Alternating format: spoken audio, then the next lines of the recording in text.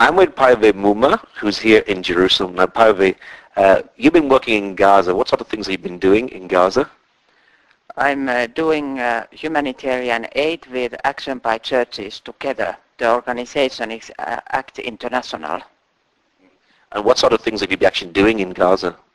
We have 5 member organizations in Gaza, like Danish Church Aid, Near East Church Council, and we have one hospital, Al-Ahli Hospital, and we have baby mother clinics, and we have work with people who are living in the camp, and we have psychosocial program also with all these 5 members at schools.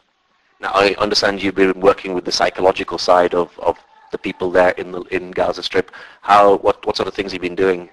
Yeah, my work is to establish a psychosocial program for these our ACT members, and we are doing that with the children at school, but also to the patient in the hospital, and even with the staff of our member organizations, because they also are part of this war situation.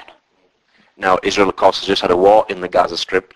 Are many of the children affected by the war situation that happened there? I think everybody is affected to this war situation, and we are very concerned, like our staff, because they have been working like 24 hours, but also their own families and own children are affected to this happening. So we started with our staff care workshop with 200 staff members, what we have there. And what sort of signs do the children display of difficulties that they've experienced through the war? Mostly they cannot sleep, and they are very afraid. And I think one of the worst thing is that some of the children were at school when it happens, and they are very afraid to go to school. And some children were at home, so they lost the safe place. There is no safe place for them. What sort of things did they experience? Oh, many things, and very awful situation has happened to them, and they have been seeing the big flat houses has collapsed because of bombing, and they have been seeing people killing on the road, and they have been seeing their own families, and they haven't found their families. They have been hours and hours alone waiting for their family coming back from somewhere. Do you think many children have actually lost loved ones within the war? Yeah, there are many children.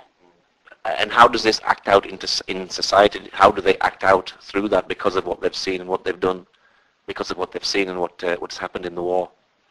One thing what we were talking even in the Ministry of Education, that they were wondering that why the children are not learning anything. And we try to explain that they cannot learn because of this kind of trauma happening like war. That they have to think about this, what happens, and like cope with their mental health and with their society in the community. What was things like before the war?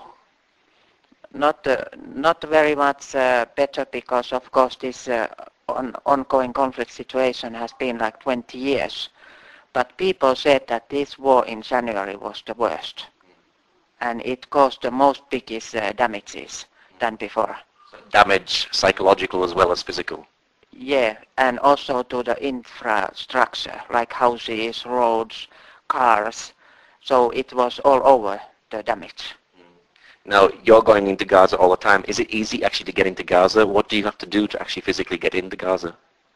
First, I had to ask permission to get into the Gaza, and that permission took like 5 weeks before I got it.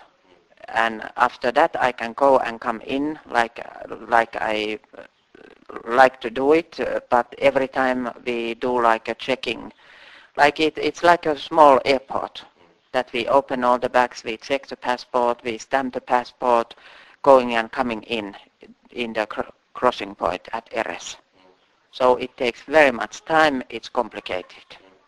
Is it safe? I know in the past we've seen news reports of Hamas and Fatah fighting together. Is it actually safe to be in the Gaza Strip at this time? I feel it's safe. I haven't seen any kind of fighting, but I'm hearing the gunshots every day, and there is some shellings coming from the boats in the sea, and also from the air. The airplanes are doing like, I don't know how they do it, but it's a very big sound at night. So I'm hearing these sounds every day, but I feel myself safety.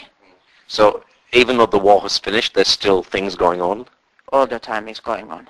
Now, what's life like on the ground for the typical Palestinian who lives in the Gaza Strip? We all know that the Gaza Strip is the most densely populated area on the face of the earth. So what is life like? Do they have the basic means that they need to live and survive? I think more than half of the people they have, but those people who lost a house, they don't have. And there is still people who are living under those bombed flat houses in the tent areas. And they lost their houses, all their belongings, and the work situation is quite bad. So I think that about 80% of the people don't have any work. And also if they lost their agriculture, their fields, so it means no food. So at least half of the people, they still need the basic things for living. And I know the United Nations is helping on that, but the people who've actually lost a house, are they living on the street or living in tents? Where are they staying? Mostly they try to go to the families, and if they have money, they try to rent a flat anywhere, or they are in the tent. So I don't see any people live in the street. So everybody is somewhere. But still there are people on those tents. Is it the basic necessities in Gaza like electric and food and water and petrol? Is that easy available, or is there problems there as well? Every day there are problems with those things, and they said that every other day at least they are without electricity 8 hours, and fuel has been one of the problems. And now it was like 3 weeks ago when they bombed last time the Rafah tunnels. So it means that the things are not coming from the Egypt side. And of course the Rafah crossing point has been mostly closed all the time since January, and before that also. And the food and other things are not coming into Gaza. I don't know all the reasons why, but people don't have the basic things. Now, when you're working with the children and giving them therapy, what sort of things do you do to help them through the conflict and the difficulties that they've faced? We try to do these kind of psychosocial activities that they can play and draw and tell their stories, and a little bit feel like a relief and support from the others and from the adults. And in our program in those 12 schools where Danish Church Aid is working, they put the team of 16 people to work with the teachers, that they get a little bit more support and more adult staff to work with the children and listen their stories and do these activities. Do the children respond to the therapy that you give them? Yes, they like it, and I have been meeting them all the time when I go there, and I see from those drawings that they are like getting a little bit lighter and with more beautiful colors, and the stories are going more to the future. What sort of personal stories do they have that you've heard? Oh, all kind of stories. We have their children who has lost everything, all the family members and the house. And we have children who hasn't been at all in those bombings. It depends on where they have been living and being during that time. So we have all kind of stories. And how did you get involved with this work?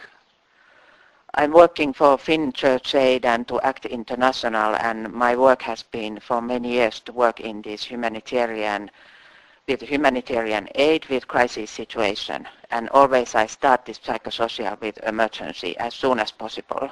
Now I started this in the beginning of February already. And why do you do what you do? I have seen that this is the help what the people need, and this is the help also what we very easily forget, because we think that we need the houses, shelter, food and water and treatment, then we don't need any more anything. But that is not true.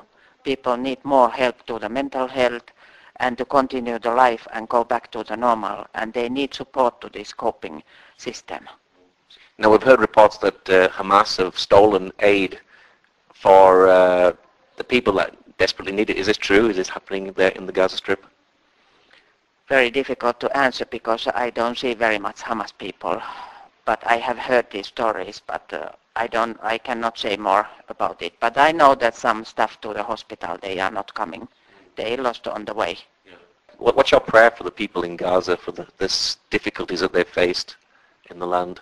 I think we prayed we have some kind of hope that this situation is finishing someday and people can stand and wait to that day that they mostly they pray that they open the Gaza wall, that they have the freedom and dignity. Okay, Poive, thank you very much. Okay, thank you.